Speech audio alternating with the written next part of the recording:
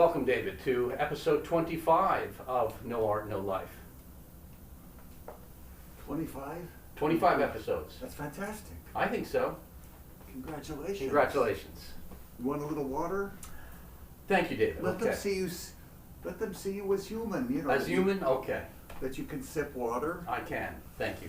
Here's my coffee, All right. and we drink to all of you. Mm-hmm. We're very, very pleased to have you with us, and we are going to continue talking as we have, without script, without knowledge really of the next sentence. I do have something I'd like to read to you, and I'd like to know, how are you feeling, Jack? Are you're in a pretty good mood? You always are in a pretty good mood. Well, thank you. I try to remind myself that I think of the line of Liszt where he says, "We are never sick." Now, I know what he means by that. There's still the vicissitudes of life, but I try to remember that as a outlook. And I'm wondering if you and I maybe have a shared outlook in those respects, because I discovered something that we share in our autobiography that I think maybe is very influential on one's development, that we both grew up on dead-end streets. And Dead-end streets. They're not dead-end. They're the beginning of a whole different way of living. I was so naive that when a car would go down there, when I first came to this suburban street of dead end, because when I was a young boy, I was also on a suburban city street Mhm. that was a dead end, and I loved it. Mm-hmm. But I would think, I was so like, what is going on? How come the cars always turn around and go back? Mm-hmm. And I hadn't thought that I could still be on a dead end street. Well, see, that in a way maybe talks to the point about why perhaps one can always seem to be giving the impression of a good temperament or a cheerful temperament, that one doesn't ever perceive anything as a dead end, because one had the metaphorical example of the dead-end street, and to the child who lives on one, he only sees those who come and go, who are strangers to its magic, that it has to be a place to turn around. Whereas you said you didn't perceive the end, which causes a car to turn around, but you saw it as a throughway to other metaphorical adventures into the forest. Yes. And I too had a woods that was what would be the terminal end for the cars. And you still do have those. Those are still there. Woods. Yes. Yeah, and I called it then, I don't know why, I never said woods, go into the woods. Yes, occasionally I would say to my brother, go into the backwoods. Mm. But I saw it as a forest. Mm-hmm. I was just a young child, and next to me was 100-foot poplar. Mm-hmm. Let them see that we're relaxed, and Mhm. that we're happy to talk to them. Oh yes. And- Oh yes. Oh yes, that. Mm-hmm. And I can say that if you knew Weber's Der Freischütz opera, Mm. I had a childhood in a sense in the wonders of the evening. Trains would come by late. I would be in bed with, lying down. I was 8 years old, and I would count the seconds of the train, because they were very long then. I mean, when you say count the seconds of the train, you would count the amount of time that you felt it took to pass? Yes, yes. And the train tracks were close to one part of or went through the forest, and I was in there all the time. Mm. Quite alone, insects galore, and rabbits, and opossum, and I once thought I had detected a black widow spider. Mm. I don't know. I do know that I was stung by a beehive. I told you that Yes. once. It was very painful, because I must have stepped on the hive and killed the queen. Mm. And they got after me immediately. Mm. And they finally caught up with me at my home, and they stung the hell out of me. Yellow jackets. Okay. You ever hear of those? Oh, absolutely. Of course. David, you mentioned the overture, or you mentioned Die Freischütz, and I remember, not the opera, I don't think I've ever heard the entire opera or seen a performance, but I remember that it was pointed out as having great significance when I was in a undergraduate music history survey, that the overture had great significance. Mhm. Could you perhaps remind me of why that would have been? It was presented as if it had a great cultural significance, perhaps in the notion of German identity as opposed to separate principalities. I don't know anything about what you're saying. Okay. Because the only thing that I believe the Freischütz Overture was in that I heard as a child Mhm. was on the Lone Ranger. It was on the Lone Ranger as one of the Really? Les Prelude of Liszt. Of Oh. course, the William Tell Overture, Right. that marvelous moment in it. Raoul Silver. Yes. And what did Tonto say? I'm trying to remember one of Tonto's phrases. Jay Silverheels. Yes, wasn't Jay it? Silverheels, yes. What a guy, what a Yes. guy. Marvelous face. Well, he always had that wonderful phrase. Get him up, Scout. Get him up, Scout. Well, he Scout would was the say. name of his horse, but I always remember that wonderful, I guess, term that we imagine whatever tribe that Tonto was from, which I guess is interchangeable with the word friend, which is kimosabi. Yes, is that Remember what that it word? is? Yes, Kimosabi all the Yes, time. yes. Always used. Perhaps today it's a word that we're not allowed to use. I don't know. I can't imagine why, because all it meant was this joyful sense of union between these two characters. That Yeah, it was a wonderful. Yes. And the music, I mean, there was just tons of little Mhm. things that I would wait for Yes. above the dialogue because I was being introduced to the William Tell Overture, and Yes. I've always loved it because of that, and it's a masterpiece. Whoever put those in, Les Prelude there, and Mhm. and other radio shows of Mhm, that mhm. time. The radio was then such a delightful Yes. thing with all those little bangs and this, and you You mean the sound effects that were sound used to effects conjure the and illusion? yeah, Yes. the voices Mhm. and so forth. It was really something. I loved radio, and I don't know that in my life radio I could love in the same way because it didn't have the dramas, the Mhm. Lux radio theater. Yes. Even the commercials. You would invent the beautiful woman in your mind. Luster cream shampoo. Yes. Fabulous. Absolutely. You mentioned Les Prelude of Liszt, Oh, what a piece. and what a piece. And I remember that Korngold held it in such a high esteem that though he wrote, I think, 3/4 or more of an original score for Captain Blood, because part of the Liszt piece was used in a battle sequence in the film Captain Blood. If you see the main title sequence, he refused the credit of composer because one bit of music in the score was not by Korngold, and I always admired him for that. So in the Wow. beginning of Captain Blood, if you watch the credits carefully, it says Eric Wolfgang Korngold musical arrangements, even though most of the score is by him. Oh, these wonderful morality Yes. stories they should all be put in a capsule, because they tell you more about the best part of the human being than all of this evil we see day and night at explosions. A story like that says, Mhm. my goodness, how great Liszt was, Yes. how much I love this music. I will not even let anyone think that it's mine. Right.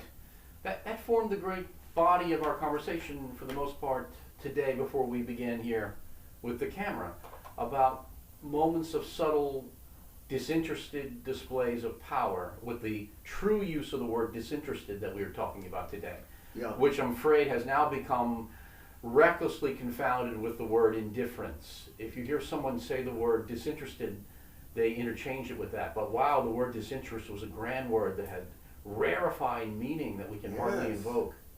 I didn't realize until you told me this that the word is really in jeopardy now. Mm. For me, disinterested gallantry, is a magnificent concept today.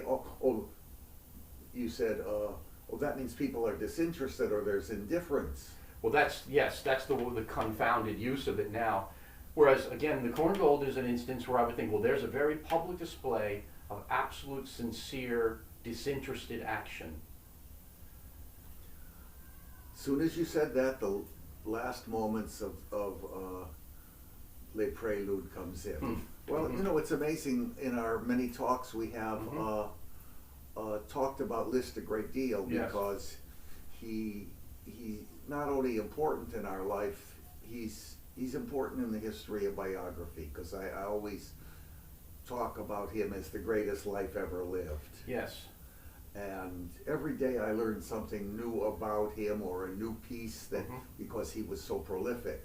Mhm. I'm working now on a piece called Restless Dreams and something, Schaflos, I forget, a late work. I know, yes, I too, the title in its original language escapes me. Yes, yes. Yes, but I know the piece you're speaking of. 3 minutes, it's absolutely magnificent. Mm-hmm. And the second part of it is just, you know, the dream and the nightmare is now, you know, you're awakened to a lyric ending, a long, I mean, very, very, very innovative for the time. Mm-hmm. The thing ends, Mhm. and now you have another ending along, and it's the same piece. Mm-hmm. Well, anyway, Liszt's Les Préludes is a landmark in the history of orchestral writing, because think of it. What would music in many composers' languages have been without Liszt's invention of the 12 or 13 symphonic poems? Yes. The idea of the one movement Mm-hmm. concept was not in the air at all. Mhm. Berlioz is writing his 4-movement symphony. I mean, even Wagner, as late as, you know, his early works, his four-movement symphonies, Schumann, nobody had come to the idea that a poetic impulse could give you a whole 15-minute work or more. Mm-hmm. Hungaria is magnificent. Tasso is magnificent. Have you ever heard his Hamlet? Yes, beautiful. Is it? Okay. Oh, very deep. Mm-hmm. And there's another one accompanying the orchestral Mephisto waltz called Night something, which never heard, no matter what. There is a recording by Anserme that is exquisite, magnificent moments. Mm. I wish I knew the name. It could be found easily. I've heard it on the YouTube and so forth. Mm-hmm. And do remember, listen to us on Substack, listen to our YouTube, whatever Yes. they come.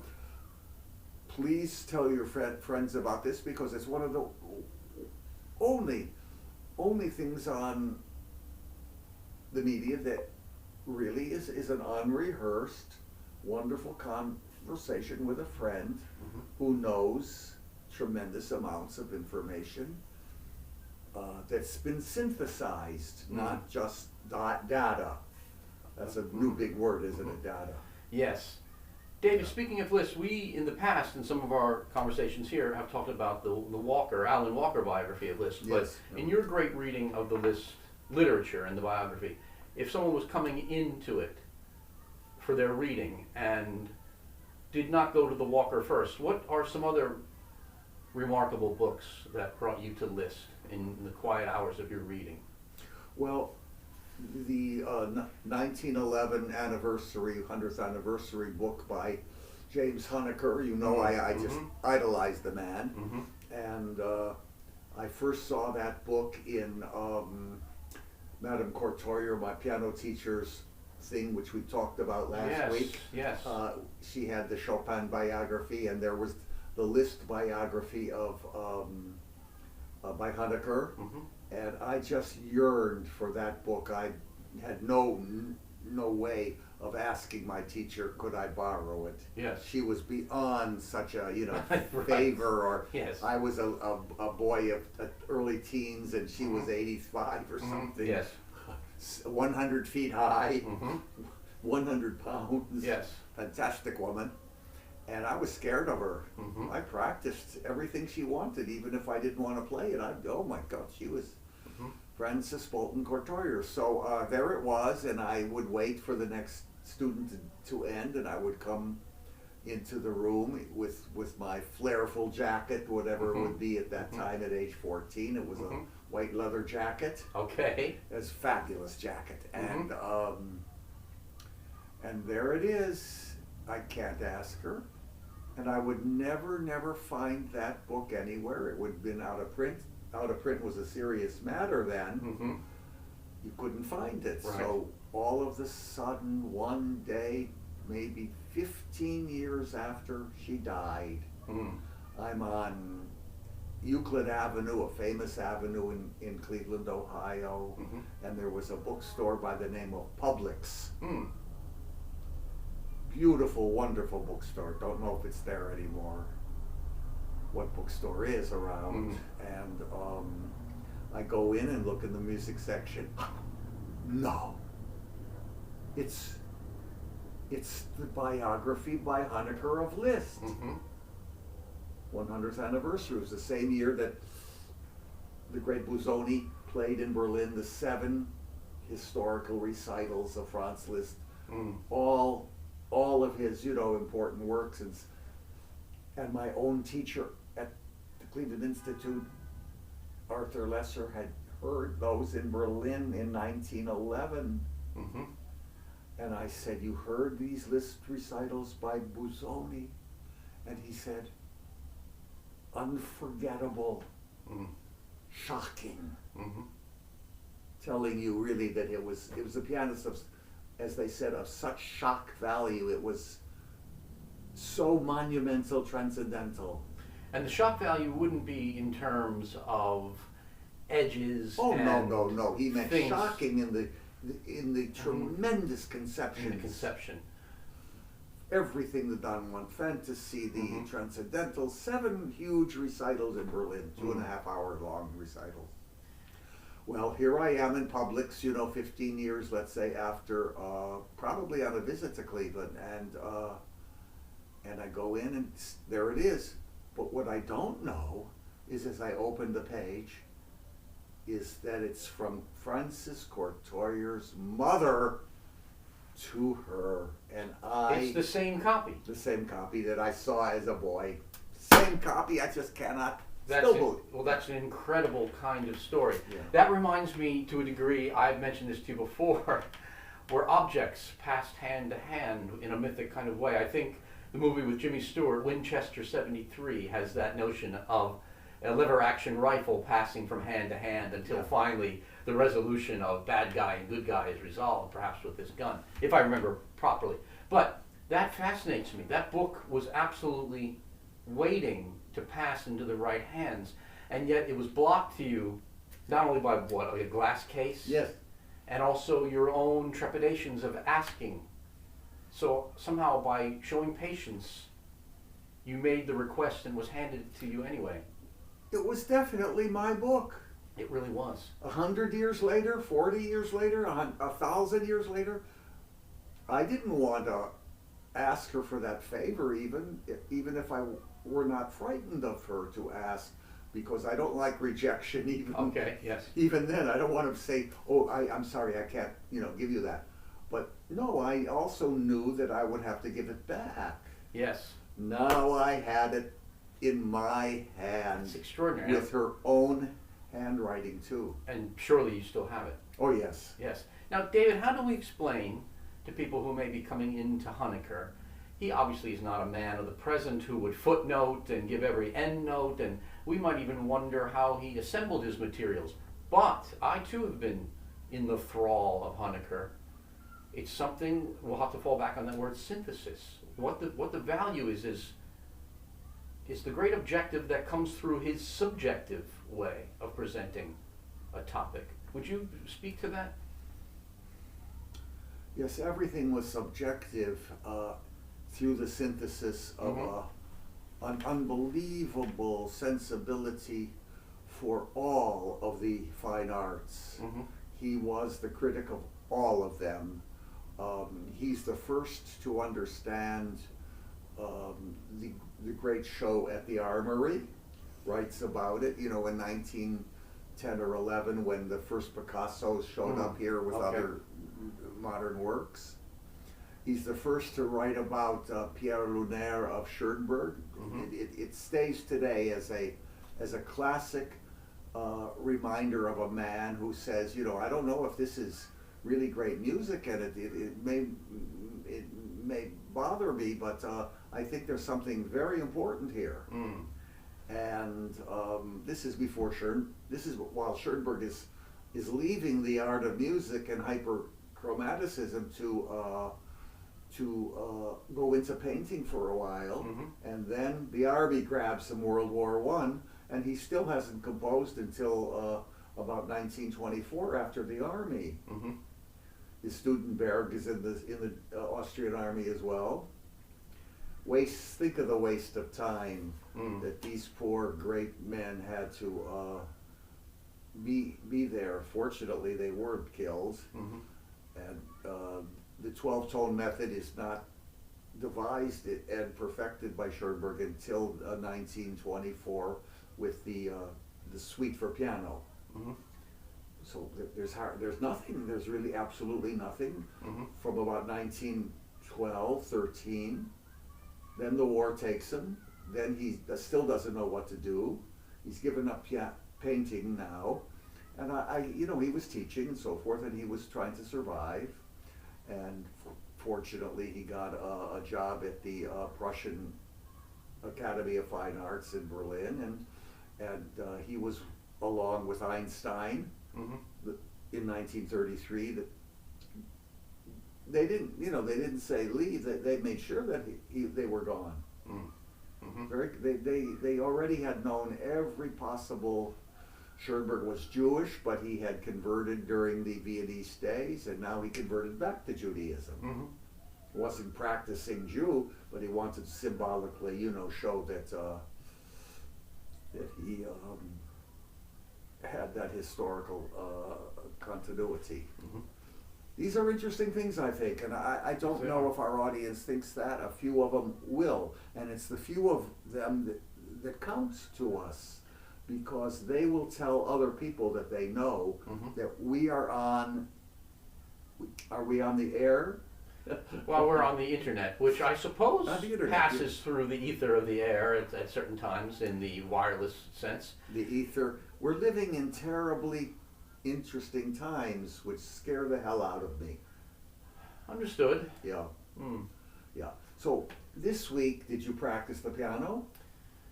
Actually, I did, very briefly. I had a bit of time working my way through the first toccata. I started to put fingerings in for that. And my conscience is probably not going to rest till I feel I can get through the second ballade of Liszt, the B minor ballade.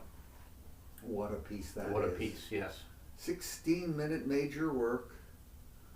What a piece. Those themes are so beautiful, all of them.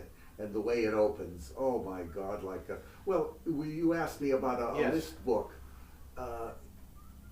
It's Sacheverell Sitwell, another one of these Hanukkarian minds that talked about the Well-Tempered Clavier, as well as, you know, his sister's modern poetry or his brother Osbort's stuff. He was like a type of a Bloomsbury character, and that family was very influential in London during the 20s. They brought many pieces to life, including The Facade, based on her poems by William Walton, which had become really quite a sensation. However, I say, if you want to start in a Liszt book, you can easily get the Sacheverell Sitwell Life of Liszt, which has all of that discursive type of writing that he likes to do. In the middle of something, he'll talk about, you know, something else that came a century later. But the Sitwell book, you know, really says that ballade that you're studying is a big time work. Oh, he loved it, and he saw it as a city burning. It was a great narrative of that opening was like he understood Liszt's evocative, atmospheric powers. The opening is of interest, and to abstract it perhaps away from the narrative element and looking at it in terms of just the pure musical mechanics of it, Liszt does something that I think is very unique there. If you recall, and I know you do, that opening tempestuous segment that occupies the first 2 pages of the score is then repeated verbatim, Yes, yes. a half step lower. Yes, that's Which right. suggests that, again, Liszt is always experimenting with some haunting reference to sonata form. That we always know that in a sonata form, there's the obligatory repeat of the exposition. And in a way, that fulfills that. But it goes over the material as if through another lens. It's as if I'm going to go through the exposition again, but I'm going to twist the lens like when you go to an ophthalmologist and they say better, worse, better, worse. And Liszt suddenly asks you, look at this again, is this better, worse, in a sudden different way. Or one could argue he's pitting rather, or portraying one display of the exposition that we would see without a repeat, and saying, I'm not going to contrast tonic and dominant, meaning something in a theme in the first degree of the key versus the fifth degree of this key, but I'm going to make them tight and close. I'm going to tell you there's a whole universe of metaphorical contrast just between a white key and a black key. It's in that way then also tactile. It makes one feel everything is the tightness of the keyboard, how it could have a whole different destiny if you put it in one key or another. Great, great work. Great explanation too of really deep ideas about the piano, because we will never fathom the depth that Liszt understood the piano. He's the inventor of a new technique. Yes. A new language, very different language than Chopin or anyone else's pianistic. Whatever all the others took from him, which was immense, he is always his unique self in his own works. This is a very good example. Okay. And again, he's always experimenting. Is this the way I want to end it or not? Yes, because like the sonata, I knew you were going to say that. It's one of the great works that has, usually printed in most scores, the original conception, which is forte and dashing. Mm-hmm. But he ends with a beautiful contemplative alternative that he commits to in the large-scale print, which we imagine that those are his final wishes. Just like the sonata has that bombastic original conception that we can see, which I'm glad it doesn't end that way. God. Mm-hmm. God forbid. Because what? Now, at the same time, I think it would be a great work, but for the fact that I see the choice he made that we live with now, which is so enchanted. The choice is, you know, I'm moving towards B major for first time in a while, and I'm going to make that my redemption ending. It's a redemption. He's in the sonata? Yeah, in the sonata. Mm-hmm. There's so much going on in Liszt's psychological being throughout that work that if we could read his mind, we would have volumes to talk about. It was wonderful. Why do you think the second ballade has such a firm foothold and the first ballade doesn't? I just started to read the first one through for myself. Is that the D flat one? Yes. Yes. Yeah. Well, that's nothing compared to the D minor. It isn't. Yeah. There's two ballades we're talking about, and you can hear Kentner, and many people play the second ballade. Yes. Never well enough, by the way. They're How so? What do you hear as the limitations? Where there are things that other people, like the scales coming on back, and it can be so vulgar in the hands of a little, as Honecker would say, a small-souled man. Now, can we venture this in your lifetime of hearing in countless performances and meditating the width or the breadth of the soul of the person sitting on the bench? What do you feel that you are hearing in the limited or the small-souled versions that we're hearing technically? Meaning they're not technically imperfect, those renderings, but what are the signs of the small soul, let's take, in the beginning of the second ballade, where we have these chromatic scales, I guess suggesting a very tempestuous C if we become literal-minded, I suppose might be the ballade suggestiveness of what's going on there. But of course, it's a very debatable thing how one articulates those scales, whether one lets the damper pedal make them seem very ambiguous, or I've heard recordings where they're as clear as a Czerny etude. That's certainly wrong. I agree. And yet it'll impress me at first, but then at the same time I'll think, I've been impressed, but I don't want to return to it.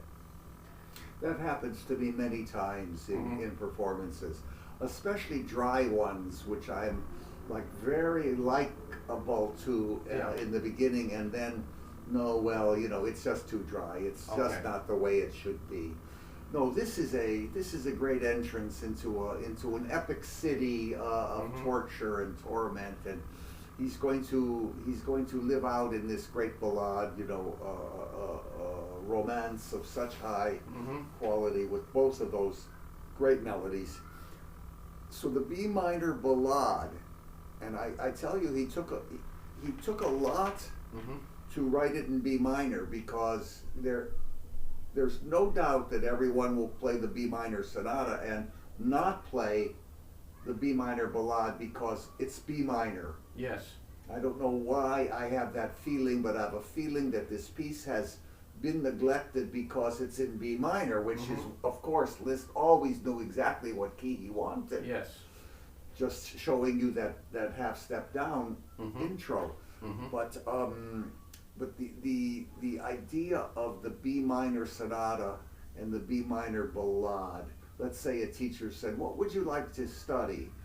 Well, they would say the B minor sonata. That's high status too. Yes, it is. Yeah. Well, the B minor ballade, hardly anyone knows it comparison, and yet the B minor ballade is a major masterpiece. Yes, it is. Yes. Please look at it. There's many performances. I don't know how many. You know one offhand that you remember that you like very much? That's interesting. I remember in your film of the art of the piano, very early in the film, in fact, I think there is live footage of Claudio Arrau. Very well, that's very true. Yes. And he could play that even late in life very wonderfully. Yes. With burnished gold and sound. And he certainly is willing to sacrifice the impression of the speed that I'm sure he could command. Yes. For the, I don't want to say lugubrious, but a kind of real mellow autumnal conception. Not to invoke the season, but in terms of a kind of very tempered sense of tempo that isn't even expressed through speed, but a tempo of that's what Arrau has. Mentality. That's Yes. one of Arrau's greatness, and it's coming to the fore now. People finally are saying after his death, 20 years ago or whatever. Oh, Arrau, yes, he was born 1903 with Horowitz and Sirkin. But he was always like in America, no, he never made it because he was so slow or so boring, they thought, because they were all conditioned to Slavic pianism. This is a great Germanic pianist at the height of his power, so to speak, and almost after 1940, when he's 27 or 37. And Arrau has a time sense that is credible. Yes. And what's interesting is people are starting to pick up on the greatness of Arrau. In America, they always loved him in, let's say, Amsterdam or yeah. There isn't a Horowitz second ballade. Yeah, there is. It's It has its moments. Okay. I think there was a great one I heard once with Bolette in the Carnegie Hall. Okay. But no, the first ballade is, pretty piece and so forth. But the second ballade is a major masterpiece of Liszt, and I recommend it to anyone that would like to, Yes. start living a Lisztian life. Yes. We live a life of no art, no life, no art. I mean, it's without Liszt, a great segment of our being. It's interesting in asking about, or speaking about this piece, and I don't know if this perhaps just reveals a fear that I have of playing the piece in public, or just an indolence that's creeping in, but it also is one of those Liszt pieces that gives me great contentment to study it at a tempo below the execution that it would require in public without the prospect of necessarily playing it. It seems time well spent investigating it at the piano. And that's a very distinct kind of practicing. It's a very good form of practicing. Yes. Mm-hmm. It's not easy to do once you get a certain grasp of the technique. You know, you start wanting to go faster. Yes. This holding it back and watching it is a very meditative process, and it's practicing at its best, I think. I'm glad to hear that, because I've started to do that a lot. Where, slow motion used to mean, for me, the calisthenic preparation of getting faster. No. But now going slowly seems to be, slowing down the Bringing consciousness. it into the Yes. whole consciousness in Yeah. a different way than just the mechanical. Yes. So Yeah. the piece that has invoked that the most for me recently is the second ballade of Well, Liszt. why do you have to play it in public? Why is this not, you see what I mean? Yes, agreed. In fact, I live with it all the more in my aural mind because I'm spending more time without the trepidation of whether or not I'll walk the tightrope correctly in front of others, but because I'm reading it like I read a text, a genuine, like a book. Yes, And I start to consider it when I'm on the train or on the sidewalk, pieces out of order that may have metaphorical relationships that only come Yeah. through from slow practice. Yeah, and this is the kind of practice which makes you feel so much better.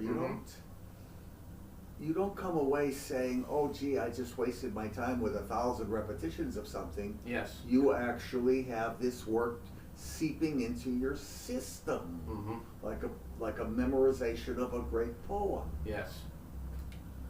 So many things we can strive for that we overlook. We just overlook. What's the title of our show? No art, no life. No art, no life. Please subscribe. Please tell everyone about it, because I'm very serious, if we could turn you on to the B minor ballade, my day today would be very happy. I would feel the same. David, was there something you were going to read to us? I was, because it's such an interesting, I want to say that we talked several issues back of our show we talked about the Civil War. Yes. And you had given me an amazing book by Catton. Yes. Catton. Yes. And I stopped after the first one. Remember? You mean after the first The part first of the 3 books in that. of the Army of the Potomac trilogy, yeah, and yeah. you were reading Mr. Lincoln's Army. Mr. Lincoln's Army, and now McClellan is gone, and I'm now into book 2. Yes. I waited. This is an interesting thing. I waited. I knew I was too immersed in all of that fantastic history of the first 18 to 24 months. Now into the second book, I'm so excited, just as I was in the first book, because I waited a little bit, 3-4 weeks. And you know what this reminds me of, David? What we were just talking about, the idea of the superiority of contemplative practice that doesn't have necessarily the aim of a sequential execution in front of others. Because I'm sure you noticed what I think shows in Catton's writing in Mr. Lincoln's Army is a lifetime of meditating the material, because if you recall, he goes out of sequence. He begins the book with an elevated moment in McClellan's history, where he brings the army back to a fever pitch of enthusiasm for himself as one leader after the disaster of Second Manassas. And it's a study in the absolute power that one person can have to inspire throngs who are demoralized in the rain. But again, what I wanted to say is he presents it in a non-sequential way. Exactly, yes. And I realize that Yes. only now when you say it, but I realize that internally when I'm reading it.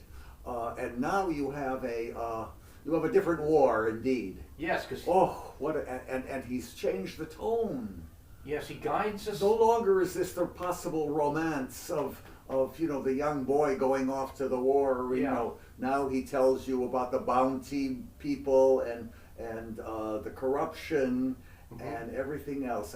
Now McClellan is back home in Trenton. I don't know how he stands it. You mean after he's let go. After he's let go after Antietam? Yeah. Yes. Mm-hmm. Yes. He had a tremendously quick rise, and then only about a year or so in service, and then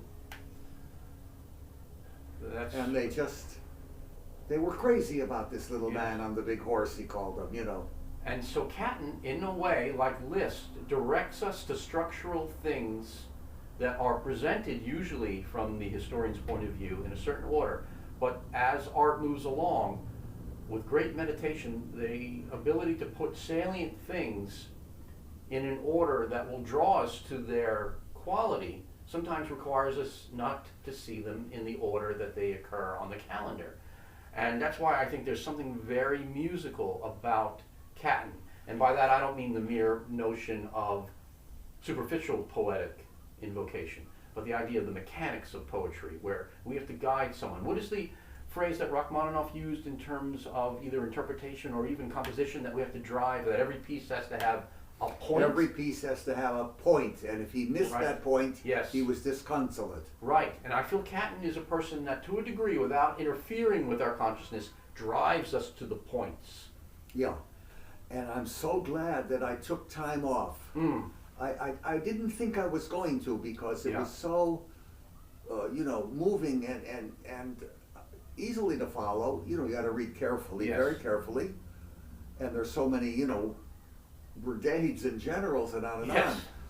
But he will go back to someone, and he will make it clearer again.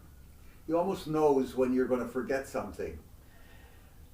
Yes, and there's also a tremendous notion of knowing how to cause what I would call suggestive omission. Now, David, I told you a few weeks ago I had my usual visit and took the elevator up, and I was in your hallway, and then before ringing the bell, I could hear you practicing Scriabin, the D-sharp minor etude. Yes, D-sharp minor etude, yes. And you were playing it slowly, but you were giving a very, very effective rendering at a slow tempo. And there was no way I was going to touch the bell, not only to interrupt that, but also because I was hearing something very rarefied because of the interference of the wall. I could not see what was causing the sound. So spaces in rests, all those things become more mysterious because I can't detect how long they're going to be if I can't see the executant. Now, what I think makes the Catton book that you're about to read so absolutely singular in the literature of, or historiography of the Civil War, if not all of prose, is that he ends the book with one of the great moments in all of public speaking in the history of the English-speaking peoples, where he addresses the moment when Lincoln will give the Gettysburg Address, but he gives everything in all of the details but the text and Lincoln speaking himself, such that he expects a cultural literacy, that you hear the music of those words of Lincoln, but you're hearing it, as I had the chance to hear your Scriabin, as if through a wall.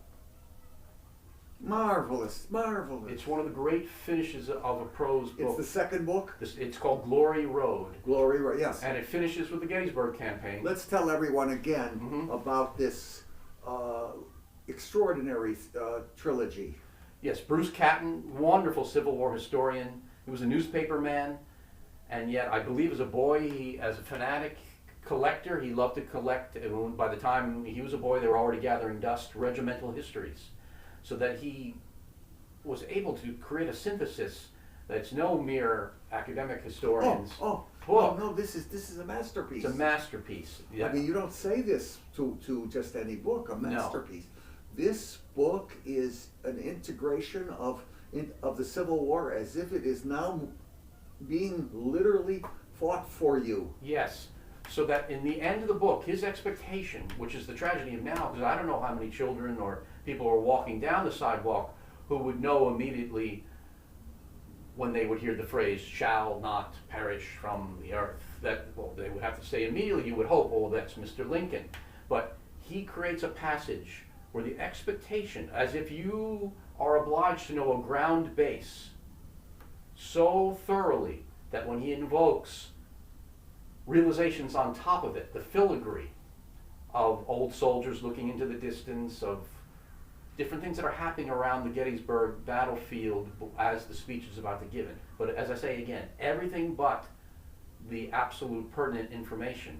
It causes an almost musical effect whereby you have to generate the most important material. It's one of the most remarkable prose experiences I've ever had as a reader is the final pages of Bruce Catton's Glory Road. The second of the books. Second of the 3 books. And the 3 books, this is important. You Yes. can get them all together. Well, that's right. The Library of America has a beautiful version of it now. I'm so happy that the Library of America picked something historical that would, Yeah. that is not fiction or some... Yes, and the 3 books, I think I failed to say that. The first is Mr. Lincoln's Army, Mhm. and the second is Glory Road, and the following and final book is A Stillness at Appomattox. They all, strictly for the most part, deal mainly with the military conception, but they beautifully, obliquely allude to everything else. And they also contract themselves mainly into the theater of war in Virginia, in terms of the Army of the Potomac versus Lee's Army of Northern Virginia. That But somehow... great, powerful, Mhm. army of, just the way he speaks of those first months, the pride and the... Yes. And how it would degenerate in certain ways, and still they go on, and he Yes. goes into forget the high command, it will always end with the individual soldier's consciousness of the war. Yes, without necessarily dismissing a high commander, never. if he has a poetic conception. And by Yeah. poetic, again, I don't mean fluffy, and I don't mean soft, and I don't mean mellifluous, but I mean the notion of seeing the metaphorical underlying notion of the great experiment being played out on a battlefield. It's Even in a hotel room where 2 generals, one of them kills the big 6'4" guy, Nelson and General, forgot the second, but Mhm. my God, here we are in a hotel where there's an assassination by a Union general to a Union general, and Morton, the incredibly powerful senator from Indiana was there, or Kentucky. Okay. And the way he describes the man, he could describe 6'4". He took his hand and he slapped him when they were, because they together they were going to have a real argument, Mhm. which ended up in his death. And I read it twice, and I have to read it again. Mhm. But by reading it, at least I know the name of one general. Yeah. Please read everything twice. I'm going to read to you Oh, now, yes. if you don't mind. I'd be eager. Because you mentioned him last week to me. Now, does one say his name Robert or Herbert Reed? Herbert Reed. I don't know if anyone now knows who he is. He may have died in 1960s. He was Sir Herbert Reed, and he's a very important English art aesthetician. He was like an anarchist, and he writes on art in an incredible way, in art and society. And Mr. Reed is a truly prolific man. I have to get more books by him. Well, after we I've spoke had about this him, for about 30 years Yes. without reading it. we spoke about him last week, and then I went home and looked him up, and I was astonished at the range and the body of his work. Isn't that something? Yes. I want to get some more. Mm-hmm. This is in a chapter of popular art. This is not on music. This is on the painter mostly. Popular art, like the art of the elite, is there all the time. Mm-hmm. Anyway, the artist, the individual endowed with exceptional sensibilities and exceptional faculties of apprehension, stands in psychological opposition to the crowd, to the people, that is to say, in all their aspects of normality and mass action. Mm-hmm. That very acuteness of perception which distinguishes the artist is purchased at the price of maladaption, of nonconformity, and revolt. I do not wish for the moment to examine the psychology of the artist, but we have only to look at our comic papers, indeed at the whole literature and iconography of the artist as a type, to see him universally branded as a freak. And that is the truth. Go into your mind. Wherever the artist is portrayed, he's caricatured, he's looked upon as a maladapted creature. Now I'm going to just pass for a while and say, the artist, as Cézanne was to realize, quote, can only appeal to an extremely restricted number of people, end of quote. In a letter to his mother, this great painter shows how clearly he realized the sacrifice required of him. He was then 35 years old and still completely unrecognized. To his mother he writes, I am beginning to find myself stronger than any of those around me. He's talking of the post-impressionists and and you know that the good opinion I hold of myself has not come to me without good reason. Pretty amazing to write to your mother like this, huh? Yes. I must go on working, but not in order to attain a finished perfection. We were just talking about it. Yes. Which is so much sought after by imbeciles. Imbeciles. Yes. And this quality, which is commonly so much admired, that perfection, today we just are sickened by it already, is nothing but the accomplishment of a craftsman, and makes any art work produced in that way inartistic and vulgar. We live in the most vulgar society that has ever been in the history of the world.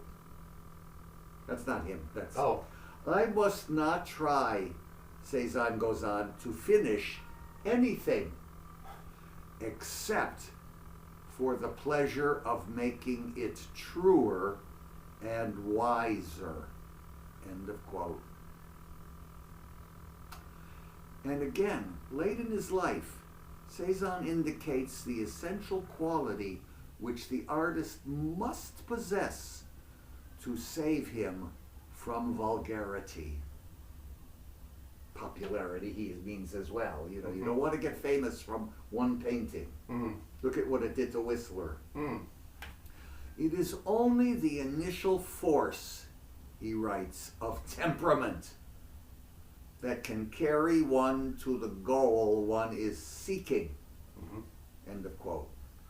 And by temperament he means, of course, these characteristics of heightened sensibility, of imaginative apprehension, and other allied faculties which together constitute the uniqueness of the artist.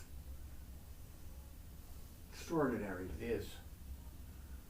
And you know, Cézanne's wife would go into the fields and collect his paintings. When he was finished, he just left them there. Did you know that? I did not. Yeah. No. Yeah. Well, it's a beautiful image. Wow. When he did portraits of her, he would say, stop moving. Sit like an apple. Does an apple move? And of course his apples are famous. Here is an example of such, I don't care about that ending. I am interested in what I'm finding out with my great perception of sense of sight. We've given up on sight. We're just, you know, inundated with millions of horrible images from the television to the street to the everything is just ugly and vulgar, ugly and vulgar. You don't have anything like you were telling me before when I discussed you discussed the owl that you hear in your own area. Yes.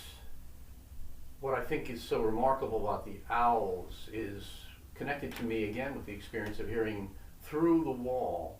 Yes, I bring it up because of that, yes. Yes, because when I was hearing your Scriabin, what again I think made, for example, any of the rests, any of the silences, so enchanted is because we can't see the cues of the vulgarity, so to speak, of the performer who's going to tip us off as to the lengths of things.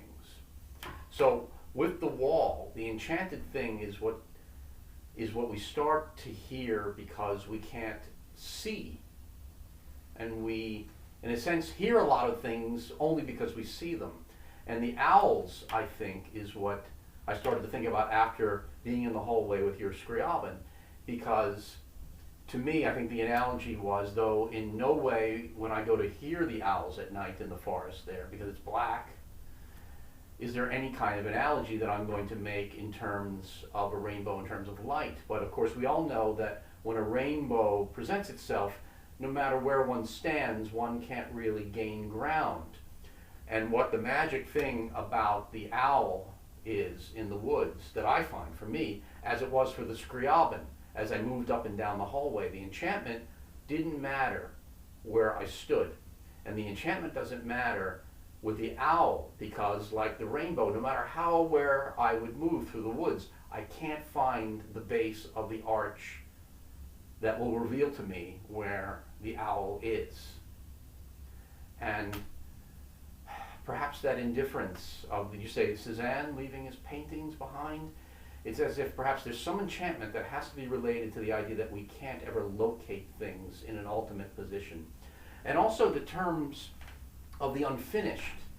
I'm always going back to Mr. Emerson, but he said something that reminds me again of this, and I guess certain men are always preoccupied with these ideas, of Francis Bacon's essays, because he loved Bacon's essays, and he thought of them as a kind of a model for himself, that he felt they were the kind of work that was great because it could only be finished at the end of the world. And that's the mentality that you're describing for the artist, for yourself. Only that which we really can't see its dimensions, whether it becomes more enchanted because we can't see it because of a wall. And you were making some sound before with the owl. How you were. Well, what I think is remarkable about the owls is that they vocalize so much as hunters at night. They're revealing their positions to each other. And of course, then they go silent, and that's an eerie thing, because then we know they mean business, and obviously they have gone silent because they're on the hunt.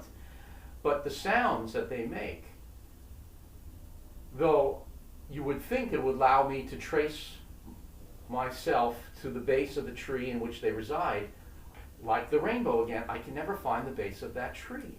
And yet they are as close as to my position when I'm in my room at night and hearing them, as I was in the hallway to you hearing the Scriabin. But there's a glorious wall that keeps that vulgarity there, or away for us. And so perhaps the problem with the televisions and all of these things that show us too much is that they're removing the walls that enchant, and that vulgarity maybe is excessive access, and that we need to fight through some kind of sense of resistance in order to gain something, and that's what makes practicing magical. All of those things, it's the resistant material, because I always fall back on that book that I also love, The Frame of Civilization, of the Oak Tree. I think is William Bryant Logan is the name of the author, and he talks about how civilization rises oftentimes in lines of latitude where oak trees appear, because they present resistant material to the imagination of mankind, and that man seems to need something that resists him in order to invoke something. Absolutely understand that, yes. And once that resistance is conquered, you have to move on to something else resistance, hence Cézanne saying, then I'll leave behind my carving.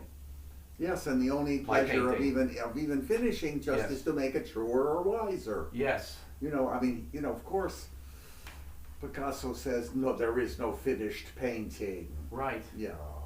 So David, is Reed an Englishman? Yeah, Okay. sir. He's a knighted fellow. He was very well known as an aesthetician and writer on. This book, I mean, I've already read it twice. Wow, okay. I'm going to continue it. I have a lot of markings. There's a lot of cave things, new insights on the cave Yes. prehistoric painters. Well, David, that's another thing I owe to you. It's taken me a half century of life, but now I've become an inveterate bookmarker. I don't resist. God, look at this. Yes. Yeah. Look. I don't know how I lived without it. Now I feel like a book, in a sense, is less pristine unless it's marked. Right. So, I want to say that, as usual, it was a great talk. I want everyone to, come on, go to Amazon and get your books. Oh, thank you, David. Tell us the titles. There are 3 novels. They're all written as a interplay of one particular setting, even though they're independent. One is That Iron String, which is a book of the world of the pianist. Mm-hmm. Its successor is Locomotive, which has a similar temperament, but it's about the world of running. Again, the metaphorical things that are considered are put into a whole other discipline. And the final one does a similar experiment, but it experiments with the idiom of the Western. And that's called United States. But I spelled it Y-O-U, K-N-I-G-H-T-E-D-S-T-A-T-E-S. And I stole that way of spelling United States from something that Ives did.